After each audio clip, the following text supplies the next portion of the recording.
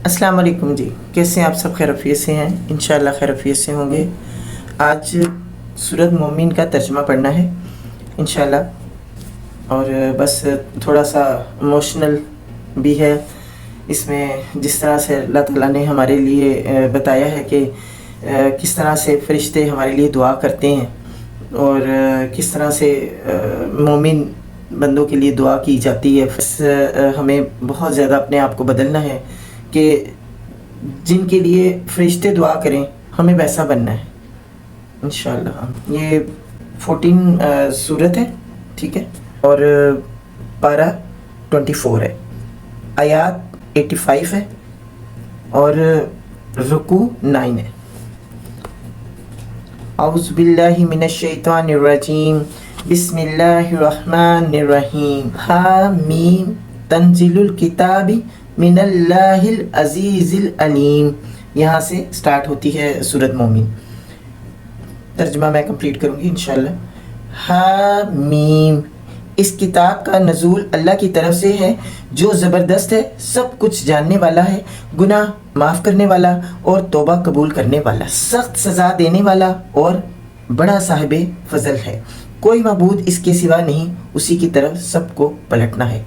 अल्लाह ताला ने इसमें यह भी बता दिया कि मैं बड़ा रहमान भी हूँ, रहीम भी हूँ, माफ़ करने वाला भी वाला, और तो जो मतलब मुजरिम है उनको सख्त सज़ा देने वाला भी है और गुनाहों को माफ़ करने वाला भी है, ठीक है। तो दोनों चीज़ें ही अल्लाह ताला ने बता दी हैं।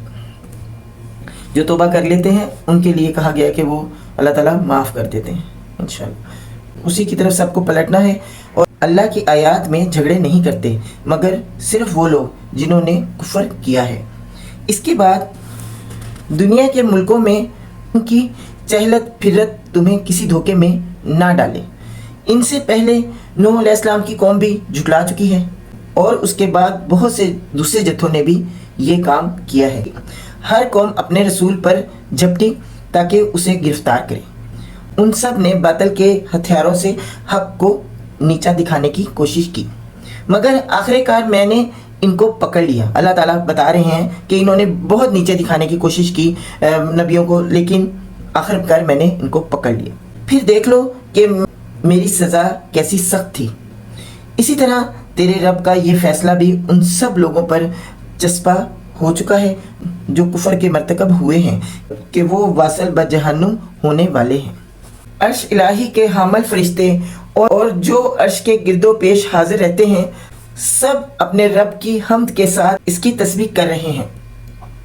वो इस पर ईमान रखते हैं और ईमान लाने वालों के हक में दुआए माग़फ़िरत करते हैं। जो ईमान लाता है अल्लाह ताला पे और कामल यकीन रखता है अल्लाह ताला पे, उसके लिए माग़फ़िरत की दुआ की जाती है। फरिश्ते भी माग़फ़िरत की दुआ करते हैं बेशक।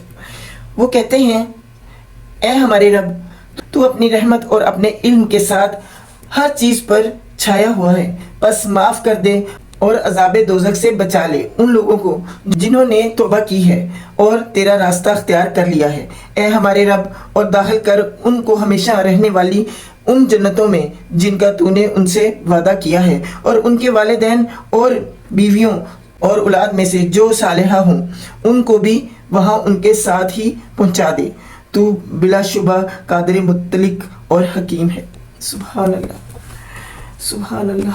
हम गुनाहगारों के लिए फरिश्ते भी हमारी बख्शिश की दुआ करते हैं, तो हमें चाहिए कि हमें अच्छे अच्छे काम करने हैं, अच्छे अच्छे काम करें ताकि जब फरिश्ते हमारे लिए दुआ करें और अल्लाह ताला कुन कह दे। मैंने जब ये रिवाइज़ की तो मैं बहुत रोई जब ये मैंने पढ़ा कि फरिश्ते भी हमारे लिए दुआ करते हैं माग़फ़िरत की कि हमें बख्श दे अल्लाह ताला। हम अपने अंदर झांक के देखें कि हम क्या हैं और फरिश्ते हमारे लिए दुआ कर रहे हैं। हमें अपनी ज़िंदगियों को ऐसा ही बनाना है जैसा अल्लाह ताला ने हुक्म दिया हुआ है। तो अल्लाह ताला हम सबको तौफ़ीक दे कि हम अल्लाह के प्यारे बंदे बन जाएं, अल्लाह के पसंदीदा बंदे बन जाएं और फरिश्तों की दुआएं अल्लाह ताला कबूल कर ले हमारे हक़ में इंशाअल्लाह। जिसको तूने क़यामत के दिन बुराइयों से बचा दिया, उस पर तूने बड़ा रहम किया, यही बड़ी कामयाबी है। دیکھیں یہ فرشتے ہمارے لیے کہہ رہے ہیں، سبحان اللہ۔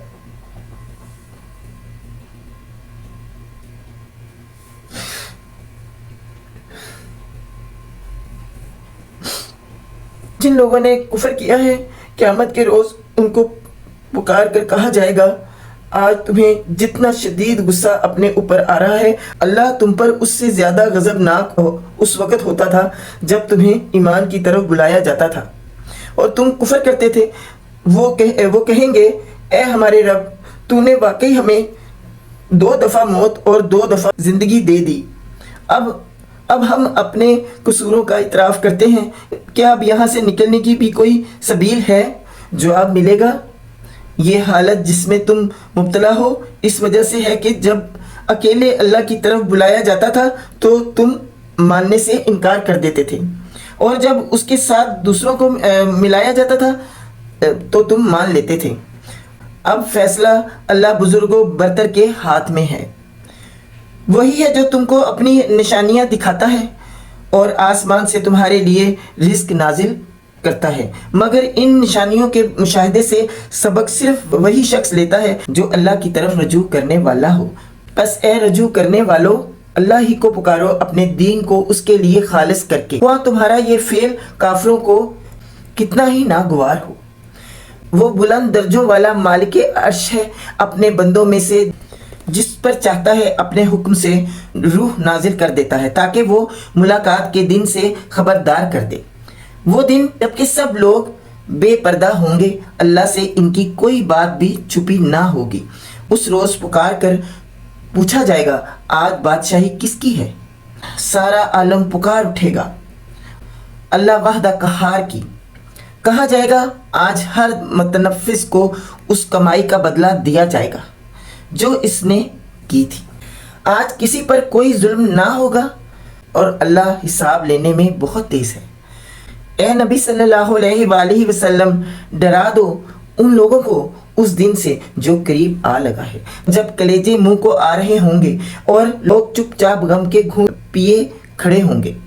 ظالموں کا نہ کوئی دوست ہوگا اور نہ کوئی شفیع جس کی بات مانی جائے۔ اللہ نگاہوں کی چوری تک سے واقف ہے اور وہ راز تک جانتا ہے جو سینوں نے چھپا رکھے ہیں، اور اللہ ٹھیک ٹھیک بے لاگ فیصلہ کرے گا۔ وہ جن کو یہ مشرکین اللہ کو چھوڑ کر پکارتے ہیں وہ کسی چیز کا فیصلہ کرنے والے نہیں ہیں، بلا شبہ اللہ ہی سب کچھ سننے اور دیکھنے والا ہے۔ بے شک کیا یہ لوگ کبھی زمین میں چلے پھرے نہیں ہیں کہ انہیں ان لوگوں کا انجام نظر آتا جو ان سے پہلے گزر چکے ہیں؟ وہ ان سے زیادہ طاقتور تھے اور ان سے زیادہ زبردست اثار زمین میں چھوڑ گئے ہیں، مگر اللہ نے ان کے گناہوں پر انہیں پکڑ لیا اور ان کو اللہ سے بچانے والا کوئی نہ تھا۔ یہ ان کا انجام اس لیے ہوا کہ ان کے پاس ان کے رسول بیانات لے کر آئے اور انہوں نے ماننے سے انکار کر دیا۔ آخرکار اللہ نے ان کو پکڑ لیا، یقیناً وہ بڑی قوت والا اور سزا دینے میں بہت سخت ہے۔ ہم نے موسیٰ علیہ السلام کو فرعون اور حامان اور قارون کی طرف اپنی نشانیوں کو نمایاں سند ماموریت کے ساتھ بھیجا، مگر انہوں نے کہا ساحر ہے، کذاب ہے۔ پھر جب وہ ہماری طرف سے حق ان کے سامنے لے آیا تو انہوں نے کہا، جو لوگ ایمان لا کر اس کے ساتھ شامل ہوئے ان سب کے لڑکوں کو قتل کرو اور لڑکیوں کو جیتا چھوڑ دو۔ مگر کافروں کی چال اکارت ہی گئی۔ ایک روز فرعون نے اپنے درباریوں سے کہا، چھوڑو مجھے، میں اسی موسیٰ علیہ السلام کو قتل کیے دیتا ہوں اور پکار دیکھے اپنے رب کو۔ مجھے اندیشہ ہے کہ یہ تمہارا دین بدل ڈالے گا یا ملک میں فساد برپا کرے گا۔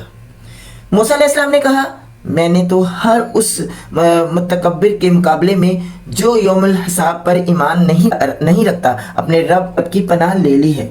اس موقع پر آل فرعون میں سے ایک مومن شخص جو اپنا ایمان چھپائے ہوئے تھا بول اٹھا، کیا تم ایک شخص کو صرف اس بنا پر قتل کر دو گے کہ وہ کہتا ہے میرا رب اللہ ہے، حالانکہ وہ تمہارے رب کی طرف سے تمہارے پاس بیانات لے کر آیا ہے؟ اگر وہ جھوٹا ہے تو اس کا جھوٹ خود اسی پر پلٹ پڑے گا، لیکن اگر وہ سچا ہے تو جن ہولناک نتائج کا وہ تم کو خوف دلاتا ہے ان میں سے کچھ تو تم پر ضرور ہی آ جائیں گے۔ اللہ کسی ایسے شخص کو ہدایت نہیں دیتا جو حد سے گزر جانے والا اور کذاب ہو۔ اے میری قوم کے لوگوں، آج تمہیں بادشاہی حاصل ہے اور زمین میں تم غالب ہو، لیکن اگر اللہ کا عذاب ہم پر آ گیا تو پھر کون ہے جو تمہاری مدد کر سکے گا؟ فرعون نے کہا، میں تو تم لوگوں کو وہی رائے دے رہا ہوں جو مجھے مناسب نظر آتی ہے، اور میں اسی راستے کی طرف تمہاری رہنمائی کرتا ہوں جو ٹھیک ہے۔ وہ شخص جو ایمان لایا تھا اس نے کہا، اے میری قوم کے لوگوں، مجھے خوف ہے کہ کہیں تم پر بھی وہ دن نہ آ جائے جو اس سے پہلے بہت سے جتھوں پر آ چکا ہے، جیسا دن قوم نوح علیہ السلام اور ان کے بعد والی قوموں پر آیا تھا۔ اور یہ حقیقت ہے کہ اللہ اپنے بندوں پر ظلم کا کوئی ارادہ نہیں رکھتا۔ ٹھیک ہے، اے قوم، مجھے ڈر ہے کہ کہیں تم پر فریاد و فغان کا دن نہ آ جائے جب تم ایک دوسرے کو پکارو گے اور بھاگے بھاگے پھرو گے، مگر اس وقت اللہ سے بچانے والا کوئی نہ ہوگا۔ سچ یہ ہے کہ جسے اللہ بھٹکا دے اسے کوئی راستہ دکھانے والا نہیں ہوتا۔ اس سے پہلے یوسف علیہ السلام تمہارے پاس بینات لے کر آئے، مگر تم ان کی لائی ہوئی تعلیم کی طرف سے شک ہی میں پڑے رہے۔ ٹھیک ہے، پھر جب ان کا انتقال ہو گیا تو تم نے کہا اب ان کے بعد اللہ کوئی رسول ہرگز نہ بھیجے گا۔ اسی طرح اللہ ان سب لوگوں کو گمراہی میں ڈال دیتا ہے جو حد سے گزرنے والے ہیں اور شکی ہوتے ہیں، اور اللہ کی آیات میں جھگڑے کرتے ہیں بغیر اس کے کہ ان کے پاس کوئی سند یا دلیل آئی ہو۔ یہ رویہ اللہ اور ایمان لانے والوں کے لیے نزدیک سخت مبغوض ہے۔ اسی طرح اللہ ہر متکبر و جبار کے دل پر ٹھپا لگا دیتا ہے۔ فرعون نے کہا، اے حامان، میرے لیے ایک بلند عمارت بنا تاکہ میں راستوں تک پہنچ سکوں، آسمانوں کے راستوں تک، اور موسیٰ علیہ السلام کے اللہ کو جھانک کر دیکھوں۔ مجھے تو یہ موسیٰ علیہ السلام جھوٹا ہی معلوم ہوتا ہے۔ استغفر اللہ۔ اس طرح فرعون کے لیے اس کی بد عملی خوشنما بنا دی گئی اور وہ راہ راست سے روک دیا گیا۔ فرعون کی ساری چال بازی کی اپنی تباہی کے راستے میں ہی صرف ہوئی۔